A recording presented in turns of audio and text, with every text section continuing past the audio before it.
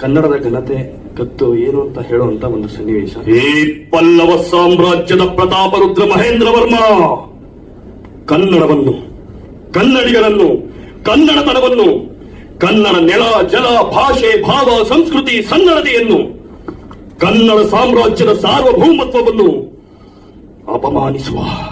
ಅವಮಾನಿಸುವ ಕೆಟ್ಟ ಚಾಳಿ ನಿನ್ನ ಜನ್ಮ ಜಾಯಮಾನದ ಜಾತಕ.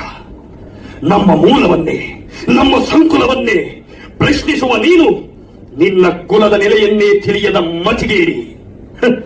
ಜಾತಕವೇ ಇಲ್ಲದ ನಿನ್ನ ಹುಟ್ಟು ಗುಟ್ಟು. ಅದು ಕನ್ನಡಿಗರ ಜನ್ಮ ರಹಸ್ಯದ ಪಾವಿತ್ರದ ಸನಿಹ ಸಂಗಮದ ಸಾಕ್ಷಾತ್ಕಾರ. ಕನ್ನಡವು ಶಾಸ್ತ್ರೀಯತೆಯ ಮೂಲ ಅವತಾರ. ನೀ ಮೊದಲೋ ನಾ ಮೊದಲೋ ಅದು ಕಾಲದ ಲೆಕ್ಕ. ಕನ್ನಡವು ಕಣ್ಣು ಬಿಟ್ಟಾಗ ನೀನಿರಲಿಲ್ಲವೋ ಅದರ ಪಕ್ಕ.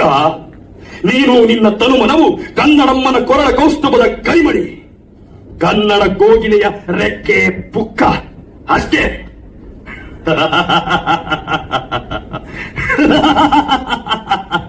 ಏಯ್, ಕಂಚಿಯ ಕೆಂಡದ ಕುಲುಮೆಯಲ್ಲಿ ಬೆಂದು ಕರಕಲಾಗಿರುವ ಪಲ್ಲವ ಪಾಪಿ, ಕೇಳು ಕೇಳು, ಕೇಳಿ ಪುನೀತನಾಗು ಕನ್ನಡ ಕಾಗುಣಿತದ ಗುಣಗಣಾಕಾರ. ಕೇಳಿ ಪುನೀತನಾಗು ಕನ್ನಡಮ್ಮನ ವರ್ಣಾಲಂಕಾರದ ವಿವರ ಪ್ರವರ. ಓಂಕಾರದ ಪ್ರಣವದ ಮೂಲ ಬೀಜ ಅಕಾರ. ಅದುವೇ ಕನ್ನಡದ ಅಸ್ಮಿತೆ, ಕನ್ನಡ ಅಣುವಿನ ವಿಸ್ಮಿತೆ. ಆ ಆಕಾಶವೇ ಕನ್ನಡಮ್ಮನ ಅಂಕಣ. ಅಗ್ನಿಯೇ ಅವಳ ಅಕ್ಷ, ಆಗಮವೂ ಅವಳ ಅಖಾಡ, ಆಧ್ಯಾತ್ಮವೂ ಅವಳ ಅಟ್ಟಣಿಗೆ, ಅರ್ಥವೂ ಅವಳ ಆಭರಣ, ಆತಿಥ್ಯವೇ ಅವಳ ಆಸನ. ಆ ಆಕಾರ ಅದು ಅವಿಸ್ಮರಣೀಯ. ಆ ಆಕರ್ಷಣೆ ಅದೇ ಅವಳ ಆಂತರ್ಯ. ಆ ಅಖಂಡ ಆಕೃತಿ ಅವಳ ಆಟ ಅನನ್ಯ ಅದ್ಭುತ. ಅವಳೇ ಇಂದಿರೆ, ಅವಳ ಧ್ವನಿಯದು ಇಂಚರ. ಇಂದ್ರನೇ ಅವಳ ಸೋದರ, ಇಂದು ವಾರವು ಅವಳ ಜನಿವಾರ. ಈಶ್ವರನೇ ಪತಿಯು, ಉಗಾಭೋಗವು ಅವಳ ಉತ್ತರೀಯ, ಉಪಕಾರವು ಅವಳ ಉಪಾಖ್ಯಾನ, ಉತ್ಸಾಹವೇ ಅವಳ ಊರ್ಧ್ವ ಪುಂಡ್ರ.